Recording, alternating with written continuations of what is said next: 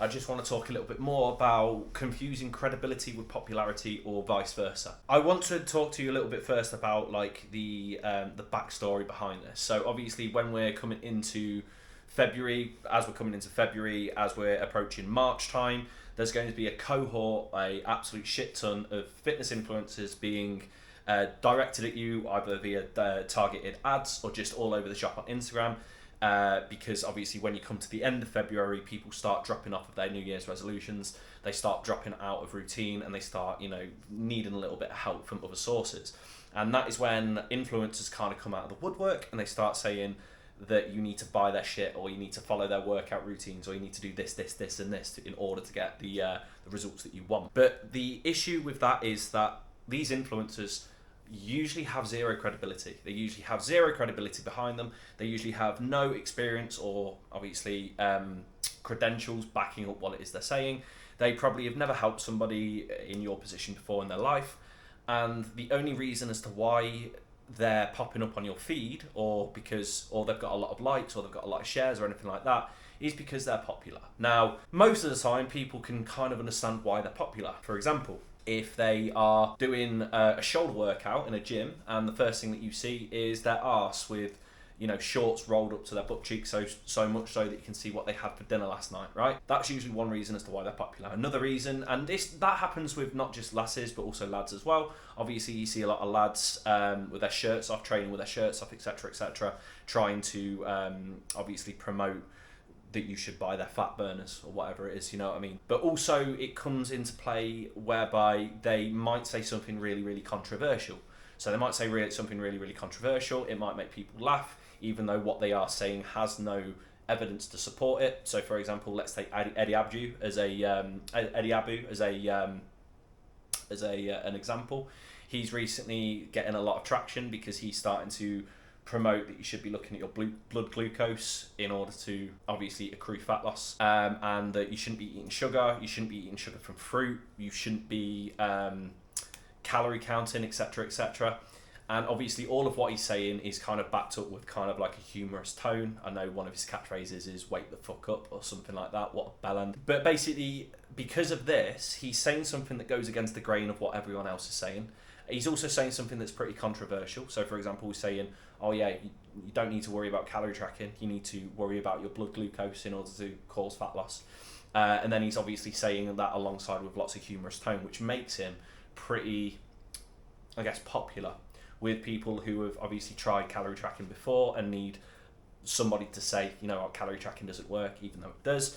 And then also people that probably never listen to people swear on Instagram. Eddie Abu is quite an older geezer, and obviously swearing, which makes people find him funny.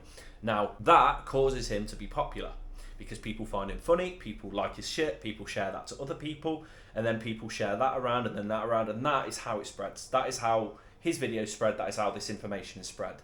And just because it's spread like this doesn't necessarily mean that it's right, it just means that he's popular. Whether or not because he's saying something right, whether or not it's because he's saying something that's controversial. Either way, he's being shown in WhatsApp group chats, he's being shown on Instagram stories, he's being shared in DMs because he's gaining traction because of what he's saying is popular.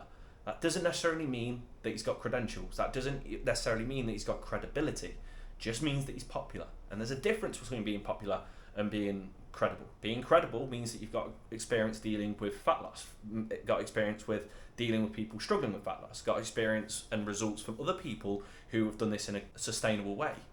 He's not got credentials. Sure, he's probably helped people with fat loss in the past, but looking at it, I guarantee not a high percentage of those people have managed to sustain that fat loss because the way that he approaches it is in a very unsustainable, very restrictive, very shitty way. Whereas with people without sucking my own dick, with like me, or other people who coach in the same way that I do, or promote flexible dieting, for example, or have experience in regards to degrees or education, or who read journals literally every single day of their life, such as myself because I'm a dork, we actually have credentials and experience helping with these people to get the results that they want, not just for a few weeks, but for the rest of their life. Ultimately meaning that even though we've got credentials, we're probably not that popular. I think I'm doing all right for myself in regards to Instagram. 4,000 followers almost, not too bad. Could be higher. Not exactly Eddie's following, but either way, what that proves to me is that Eddie's popular. but he's not credible because his methods of helping people lose fat are very unsustainable, very, very restrictive, and ultimately put a very toxic and negative spin on people's relationships with food. That's ultimately what he does. Now, I'm massively against that, and I could try and be as popular as I can by saying something very, very against the grain, very, very off-key, very, very controversial, by saying calorie tracking doesn't work. You don't need a calorie deficit to lose fat. I'd be lying because both of them do work and calorie deficit does work to lose fat. But ultimately, if I kept saying that, I would begin to get more popular. I went into the gym, took my shirt off and trained entirely without a shirt. Not only would people have to experience the nightmarish scene that is, but ultimately there would be some people that would find that popular. People would share that apart because they like what they see. And that's how I would become popular as well. But that doesn't mean that I've got credentials. That doesn't mean I've got credibility. Keep in mind there's a difference between being popular and having credibility. If you want to lose fat, if you want to achieve a weight loss goal or achieve any kind of fitness goal, stop following people and stop listening to people who are popular and listen to people who are credible. And the best way to decide whether or not they're credible is go window shopping. What I mean by that is look at the results that they've got with other people. Look how they've gotten them results with other people. Look what they try and promote in their social media or on their website. Try and find out if they've got any education, any credentials. Like, for example, I've got an undergraduate and a postgraduate degree in sport and exercise science and sport and exercise psychology, respectively. I read a journal every single day, five times a week, and I also try and improve my knowledge every single day that I can. There's so many things that you need to be looking for in order to find out whether or not the coach or the fitness influencer or the fitness guy or girl in general is credible and not popular. Go window shopping, look at their social media, look at their background, look at their history, look at the people that they've helped before, look at the issues that the people that they've helped before with, and ultimately you'll find whether or not they are credible or just popular. Work towards looking to someone and listen to someone who's credible, and don't listen to people who are just popular. I hope that helps and I hope that makes sense. If you want any questions being answered, feel free to DM me on my Instagram at k.p_health.